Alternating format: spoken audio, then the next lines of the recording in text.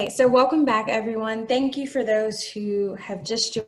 Kevin was the Marshall Memorial Fellow representing the U.S. to the EU and Eastern Europe in 2013, with a focus on green technology, NATO expansion, and banking and financial stability.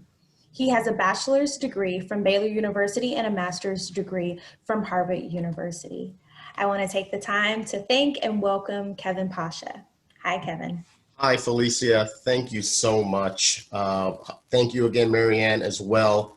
I would say it goes without saying that I may have a little bias towards the World Affairs Council as a board member, but nonetheless, as a native Houstonian, one that has lived in Houston and at the same time in different parts of the world, I can't imagine a better platform from where we can discuss these issues around the global perspective.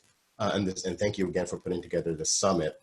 What I wanted to talk about today is, my topic, and thank you everyone for coming on here today and taking a little bit of your time this early Saturday morning to join us. What I want to talk about today was, how to become a better global leader. I don't think there's ever a silver bullet. Certainly it's an aspiration that kind of transcends one's life, right? You always want to be better. There's never a point where you kind of raise your hands and say I'm the best global leader out there. So it is a continuation in terms of continued professional and personal development. A trait that I've realized over the years that has helped me and others that I've seen in becoming better global leaders is cultural intelligence. And I want to share with you a presentation that I think will aid in my discussion as we go through this, because I think that, in a more globalized world that we're in, and certainly we will be in the future as years go on, it's that paradoxical notion that we're a large planet, but we just seem to get smaller and smaller because of just technology and everything else going on. Particularly 2020 has highlighted the fact that despite pandemics, we as human beings, as individuals, like to connect over technology like this, which is great and awesome, and we have a lot to be thankful for. So cultural intelligence is something that I've talked about in the past quite a bit, and I realized that it's a trait that does help many people that could be students, ranging from students all the way out to corporate leaders and professionals, many teachers here, so thank you very much, teachers, for joining us today. More so this year, you are a vital element to our society, and so thank you again for all that you're doing. I know the stressors out there for many teachers, particularly this year. Cultural intelligence was first brought up in a Harvard Business Review piece by Christopher Early and Elaine Moskowski back in 2004. And it's something that ever since that point, there's been a lot of study around this concept of cultural intelligence and how does it really meld into the personality of individuals, and how does it better someone to actually navigate the global environment that we're in. So I'm going to kind of start with a kind of funny note, hopefully, is, this is a grasshopper, but if you ask certain individuals, it may be an insect to some, heck, it may be a pet to others, and it could also be food to some people.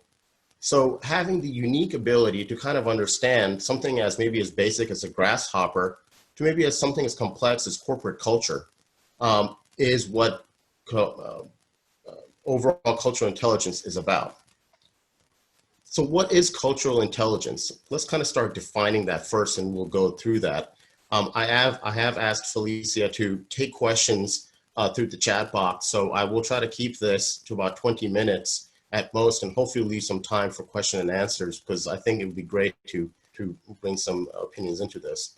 Cultural intelligence really is defined as an outsider's seemingly natural ability to interpret someone's unfamiliar and ambiguous gestures the way that person's compatriots would. A very interesting concept, right? In a sense, it is, no different to what we've expressed in terms of other areas of personality traits, and taking it a step further. So we've all heard about IQ. Of course, the analytical factors that measure intelligence. We've, of course, and some of us have heard about EQ, the emotional intelligence. CQ, or in this case, cultural intelligence, or the cultural quotient itself, kind of picks up where EQ leaves off. It is certainly the ability to extend forward the emotional intelligence that certain individuals have with them. And in a sense, it really does bring both the IQ and EQ together. The CQ, or the cultural intelligence here, really does do the heavy lifting for those folks that do aspire to become global leaders. So where does it come from? And the piece that I had mentioned in the beginning kind of is a very unique study across 2,000 managers worldwide to get a better understanding of what makes someone successful and what makes someone unsuccessful, frankly. And we have realized that cultural intelligence really is an element from three separate areas of, I guess the body, if you really want to call it. There's a head element to it, a cognitive element to it. There's a body element to it, more in terms of physical aspects. And there's a heart element to it, the emotional side, the motivational side of what strengthens someone's cultural intelligence. And all three combined in various degrees make someone either very strong or rather weak. And unlike emotional intelligence or IQ, cultural intelligence, maybe good news to many, can be developed. So if there's a conscious decision by an individual to do better and get stronger in this area, there are ways of doing it. So let's start with the three elements and kind of break them down. Let's start unpacking this a little bit. So the head, the cognitive, the smart learning strategies, what does that really mean? So for example, an Irish manager patiently watches his German coworkers to see consistent patterns in their behaviors, and then he acts. It's more the methodical approach, the learning strategies. In a sense, what our grandmothers used to tell us, listen more and talk less. That's why you have 2 ears and one mouth, right? As they would say. In a sense, you are very careful in watching the nuances, the idiosyncratic behaviors of folks that are different from you, either culturally or geographically. And in places like Houston, we are now the most diverse city in America, New York. And we have many ethnic groups here, and I can't, really put any other city ahead of us in terms of a fantastic place to really experiment this out. And breaking out of your norms and seeking different groups and really understanding this concept. So that is really where the head comes in, the cognitive ability to really kind of understand different cultures and geographic areas. The body. Body is the body language, the physical element, the actions. When you mute, I used to teach public speaking in the past, and, I would say, record yourself speaking, and then to get better, first watch yourself, or the video at least, but mute it. And so in a sense, you see the body actions that are now emitted to the audience. It's surprising how much we don't realize, that an audience takes away from us just from body actions. And so that's where, or body language rather, that's where the body comes in. And in this particular example, a worker realizes that her manager doesn't like the closeness while talking, right? And it's that aspect that there's so many elements of a culture or geographic regions in terms of how we shake hands, or I guess in 2020, lack thereof, maybe fist bump or elbow bump. Somebody called it the covelbo the other day. I thought that was pretty unique. And so, you have nuances that we as human beings adapt because of our culture or geographic region or both. And, for individuals like yourselves that want to aspire to become better global leaders, part of it is understanding that and perhaps adapting to it. And I'll show you how that actually works. The heart. That's the feel goody part, right? But I don't want you to discount it. There is very strong suggestions in terms of studies that show that there's a very unique component to where the heart plays in. It's not necessarily the feel good aspect of it. That certainly is, but it's like gut feeling that people usually talk about, but it's the motivational side of this componency, the ability to persevere.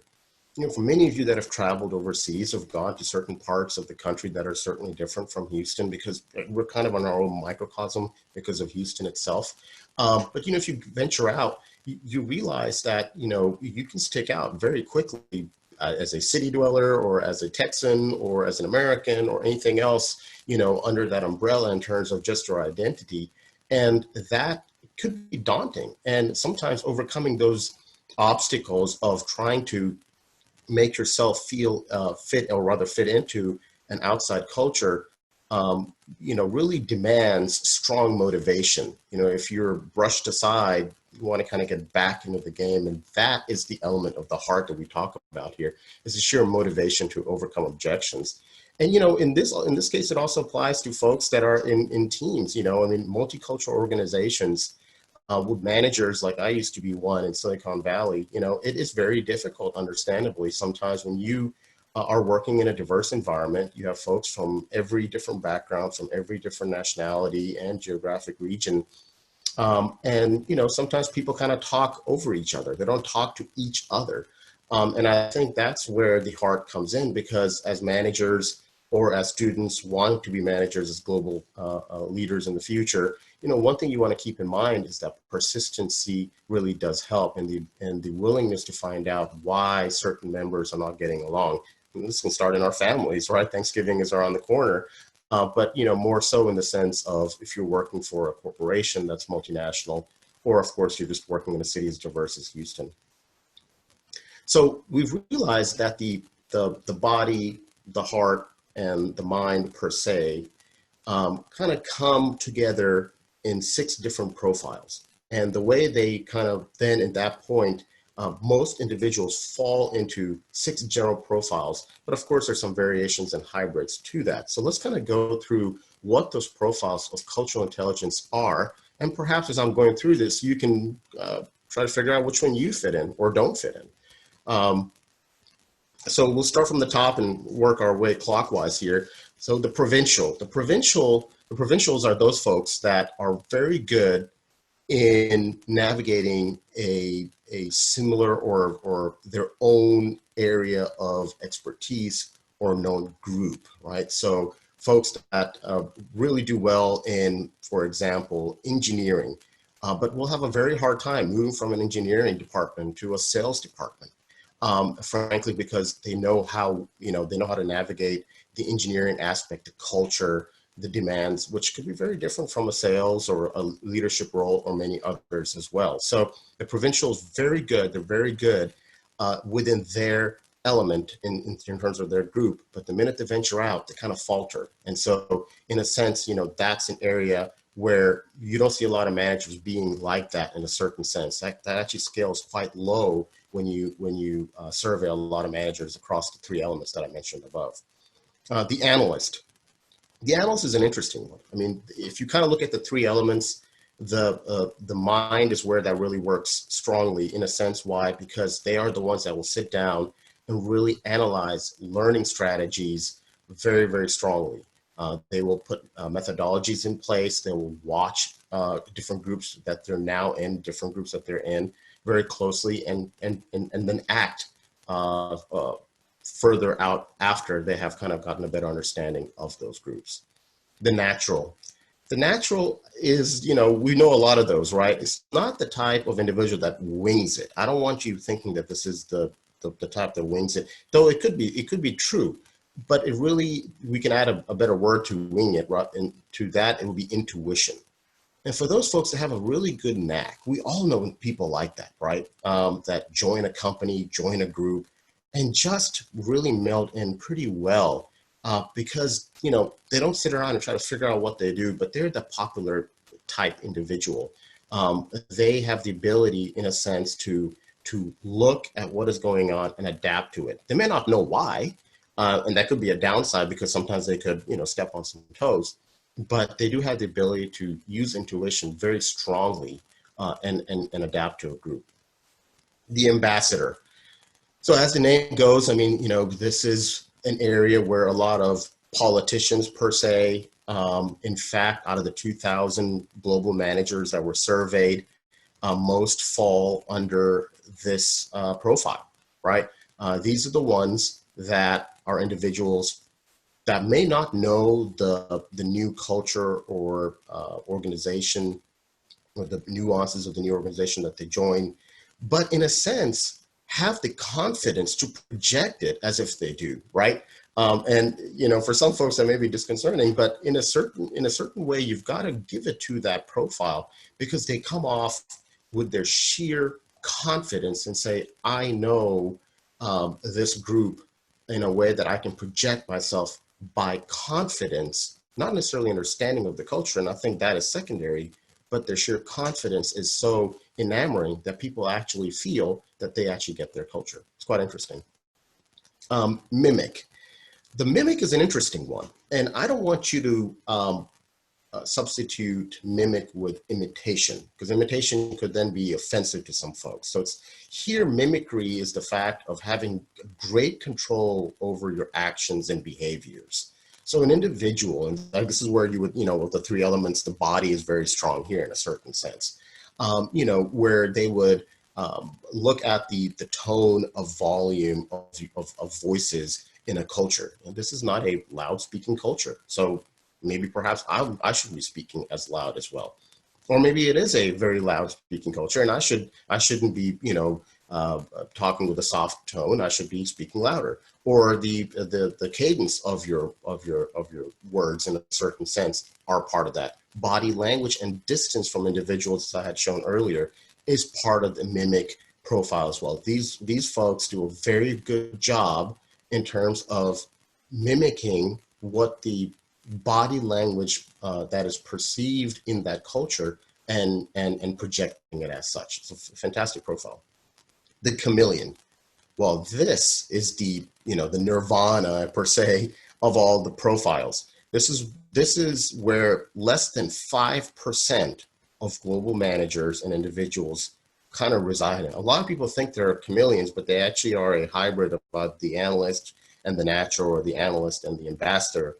But the chameleon is the one that rates highest amongst all three of the elements, being the head, the body, and the heart.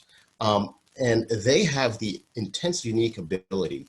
And we know people like that. They come around very once in a while. We've known them where, even when they are promoted up, because they do tend to be promoted pretty quickly, you remember them, right? I mean, I know managers that I've had in the past. I'm like, man, he or she was a very, very good manager. But they leave a lasting impact. And those are the individuals, just as the name says, chameleon, have the absolute unique ability to meld into a different organization, a culture, a geographic region, as if they're from there.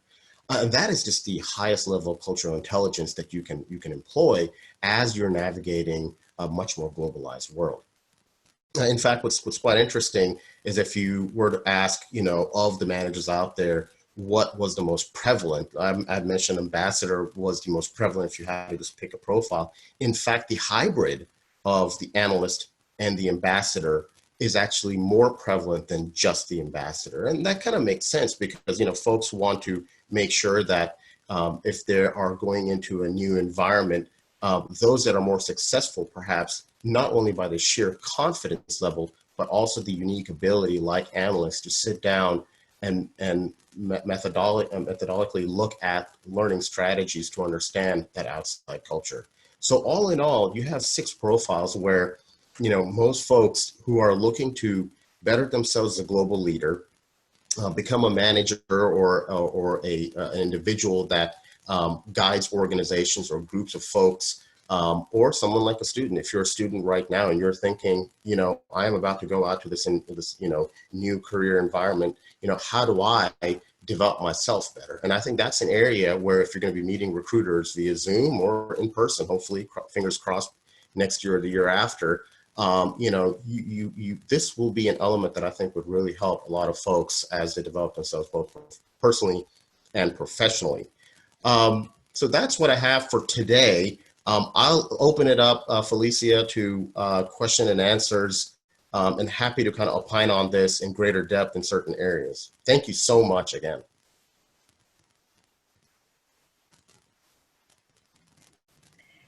Hi, Kevin. Thank you so much. We had one question that was submitted by a viewer, Brandon. He says, through your experience, how has cultural intelligence aided you in your profession as a private wealth manager? Yeah, well, thank you, Brendan, for that question. And it's a fantastic question, in fact. You are absolutely correct in a sense that as a wealth manager, we meet folks from every single different background, right? And in a microcosm, we do have to employ extremely high levels of cultural intelligence in adapting to them. For part of what we do is to develop that trust and confidence in a certain sense in clientele to employ us. And that is not done with the degree to, to deceive them. That's done with the degree to better serve them. And I think that's where cultural intelligence is very important. I myself, I'm from a multicultural background. I've lived overseas. As my bio said, I had the pleasure of being in Europe for some time. And, being in an environment where you meet folks from different backgrounds, it's just something that I love. I mean, Marianne mentioned Rick Steves. I love Rick Steves. I was watching when I was a kid on TV, and I was wanting to go to these places and wondered what was it like. I didn't backpack with $3, thankfully, but maybe that's something later in life, maybe with a little bit more than $3. But I would say that it's a beautiful way to learn about different cultures and then employ that back in your profession. Because if you're sitting across the table and talking to folks about their finances or what is important to them, all that plays into the cultural intelligence. There are cultures, for example, that want to leave a legacy behind. There are some cultures that say, hey, look, we've taken care of our kids. They're okay. I want to run this money into the ground. And so you kind of have to adapt to, everyone's nuances, and cultural intelligence really does help you. Thank you for that question. Awesome. Another member asked, would these slides be available? So are you willing to share your slides with the attendees? Yeah, sure, absolutely. I'll send it to you, Felicia, if you want to forward them out. As you can see, there's not a lot of meat to it. It was more as a tool to kind of provide for a conversation, right? What I'll also do is I'll send over, I think what would make more sense, the Harvard Business Review article link, and you can read the actual piece itself. It's a great case study, and I think that would also help you as well. But yeah, absolutely, I'd be happy to share that. Thank you. And another question is, off the top of your head, out of the 6 profiles, where would you place yourself? Do you feel this profile fits most wealth managers? Good question. So, I think it's a progression, right? It's a development. I would say I was a natural to a certain degree. I also have an analytical side of me. I've taken this test many times per se and kind of try to put myself, where do I fit in? And it's evolving. It's quite interesting. I mean, it's because of life experiences. I mean, we do evolve. I mean, I would be lying if I said I'm a chameleon. I think that's not necessarily the case. I think that's very, very hard to attain. But, obviously that's the goal, is where one has the ability to really meld in and be strong on all 3 elements. I think in certain situations, I do come off as an ambassador. In certain situations, I may seem like an extrovert, but trust me, there's a very strong introvert side of me. And I do come off as an analyst as well, where I do keep quiet and I kind of watch what is going on and put in place the steps to really understand an organization or an environment. So personally speaking, I know I have morphed and evolved from being a natural to an analyst to an ambassador. And I think right now I'm kind of in between the ambassador and the analyst per se. And I think, be it wealth management, be it engineering, be it teaching, that is a very strong and a very good place to be, right? So if you are a natural right now, great. If you are a mimic, great. But I think what you want to do is bring together certain profiles that will then complement you, right? Because ideally, you want to have all 3 elements of cultural intelligence, the heart, body, and the mind, being strong. You don't want to be lacking just in one area, because it kind of tends to tip the stool over.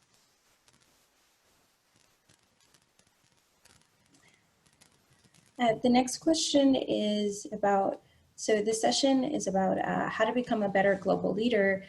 What would you tell to younger students? How can they continue to cultivate this global leader mindset, especially being in a city like Houston, which is the most diverse city in America? So how can students at each kind of grade level, kind of continue to make sure that they're kind of going on an upward scale of building themselves up to be global leaders?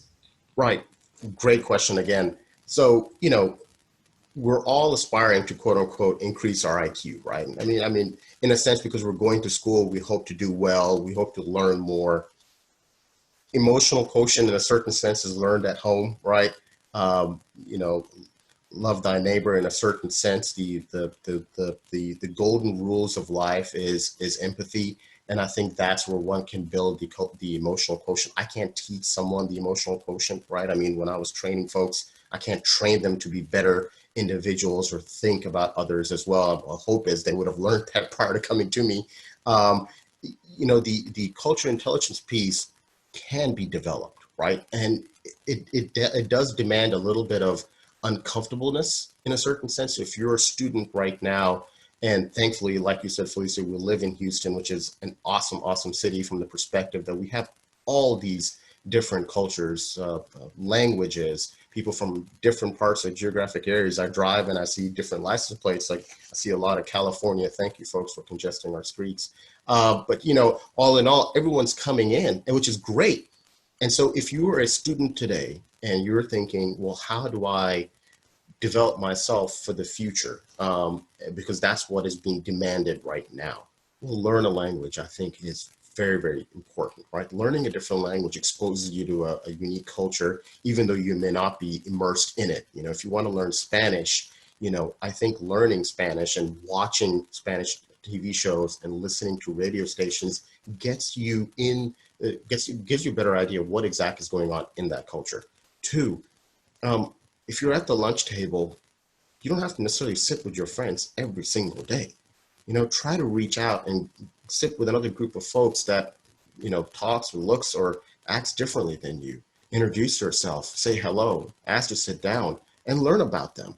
And it may not seem like a lot, but these are the building blocks that will make you an individual where, if you happen to be in a multinational corporation, you're flown overseas for a evening dinner.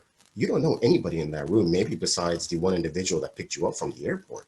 And you have to go up and introduce yourself and say hello and how are you and what do you do? And once again, employ all those things that I just mentioned, body language, look at their tones, do they talk a lot? Do they talk about themselves a lot? Or do they want you to talk a lot? And all these things kind of play into it, but you don't learn that overnight, and that you learn that from these individual experiences. And then lastly, if you're in high school, it's really then expanding your friend circles and expanding where you get information from. And I think that's the key. Part of the paradox in today's cultural and technological environment, rather, is that if you are X degree to the left or right politically or culturally, you can find your du jour and stick to it, and you will never get out of that cacophonous environment. But doing the uncomfortable act of breaking away and trying to pick something else up and learning from it, you may not agree with it, but I think if you understand it, I think that makes you a better individual. Thank you. I'm sure some students will definitely appreciate that answer. And the last question is on being a global leader. Out of all the 6 competencies that you said, is there one still thinking on the student perspective now that they can prioritize or kind of get started on if they don't know where to start, particularly on this path? They know that their parents are still pushing them, but they want to kind of find their own path. So what would you give that advice for the students? Yeah, I think, when you're young, kind of fit into 2 profiles pretty quickly, which is the natural, right? Some people just have that intuition. They're born with it, and it's great. We know people like that. People like that. And I think it's the mimic. You have also folks when we're young, and I think it's a human adaptation. We tend to look, and then we tend to kind of replicate that to a certain degree, because in a sense that's what helped us when we were evolving as human beings and into various parts geographically. That's what helped us become the apex species, was certain elements of mimicry. I think when you're looking to develop outside of those 2 profiles that as younger individuals, we tend to kind of fall into at first is the analytical side of it, is the analyst side, okay? And so actually putting pen to paper, I mean, I'm speaking metaphorically here, in a sense of getting a better understanding for a culture, what they do and why they do it. Getting a book, I know I may have dated myself now, or picking up an iPad and going to a website that actually gives you idea about what cultures do, and watching shows like Rick Steves and many others. Anthony Bourdain, I loved Anthony Bourdain. I'm very sad to see him go, but he did so much for this area of cultural intelligence. If you listen to him and what he did when he visited certain places, in his monologues and his commentary, it was dripping with cultural intelligence. It was quite fascinating. He was a chameleon. That guy was a chameleon. And so that's what I would want you to do if you are a student right now and saying, okay, you know, I want to develop myself, but I don't know where and what and how. You would generally tend to fall into the natural and the mimic. And I think really building that cognitive side that young people don't do because they're still growing and they do many other things that will be unnamed here, you know, make sure that's the strong suit that you build out, because that will only help you in the future. Thank you. And our very last question comes from Laura. How can the school system support this multicultural approach? So this is coming from teachers and administrators. How can they support? Absolutely. Thank you, Laura. And if you are a teacher and administrator, thank you again for what you do. It's absolutely important job, particularly in 2020. Yeah, look, I think school districts, if they're looking to, you know, add to their overall cultural intelligence, right, will develop curriculum in a certain sense that is embedded across all hosts of subjects in a certain sense to help facilitate that, right? It's not just a class on cultural intelligence that they're going to go on third period and try to learn this for themselves. I think it's something that is embedded into the overall curriculum and mandate of a school district or a school itself. I mean, you can do this at a school basis. And that's where I think, you know, you promote students of multicultural backgrounds. You know, of course, we have multicultural days in the United States that are, or months rather, that focus an area or a culture. But I think expanding upon that, learning stories behind that, I think really can help. And as teachers themselves, you know, be willing to do the uncomfortable thing and branch out from the standard curriculum. You know, when we're talking about history, for example, I'm a historyphile. I couldn't stop reading about history when I was young. I loved it, loved it, loved it.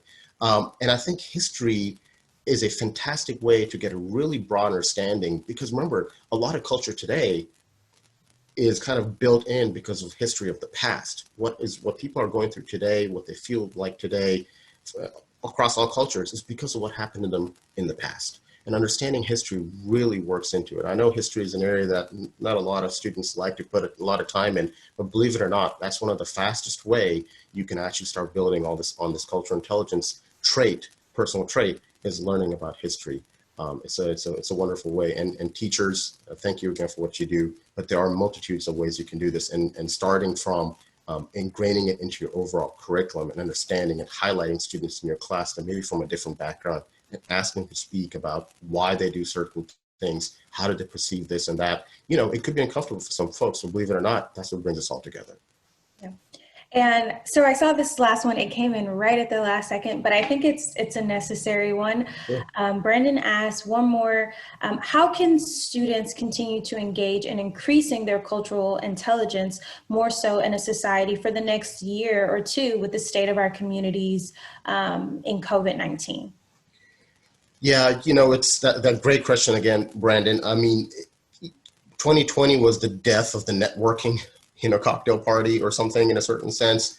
It is very difficult to network, but I think what you're doing, Felicia, and what many other organizations are doing, they have adapted. They have taken up Zoom and many other video platforms, in a sense, to take advantage of what we have. I mean, imagine if we had the pandemic 10 years ago, heck, even 20 years ago.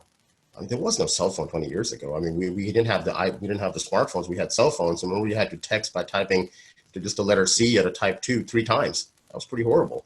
You know, so I think in a sense we are lucky that if we did have the pandemic, that we had it at a time when we also have this level of technology. So I wouldn't be dejected by the fact that, yeah, I can't go up to folks and really practice, quote unquote, my cultural intelligence and get better at it in a certain sense because of that the personal part of it, the physical part of it rather, is missing. It is difficult. I will not dispute that at all. But I think there's still ways that you can better, the mind and the heart. If for right now, because of the pandemic, you really can't practice on the body side. So, once again, reading about the cultures is phenomenal, right? Watch different news channels from different countries. It's quite interesting. Look at their ads. Look at their commercials. When you watch commercials from different cultures, you get a better understanding of what they value. It's quite interesting. Because we watch our culture, our commercials, if someone comes in from outside the United States, they're like, my God, these people want to buy practically everything, right? Because every single month there's something to buy. But, when you watch commercials overseas, you really pick up on cultural nuances, what's important to them, and perhaps the communication method. So all of that kind of feeds into it. So what I would encourage you, Brandon, right now, and many others as well, who feel that because of the pandemic, they just can't go out and network and sit with different people. It sounds great, Kevin, but you can't do that. And I get you, but there are ways that you can compensate for that for the timing and work on other traits as well until, fingers crossed, we can all get back and we're in a physical room, and we can shake hands and really break bread together.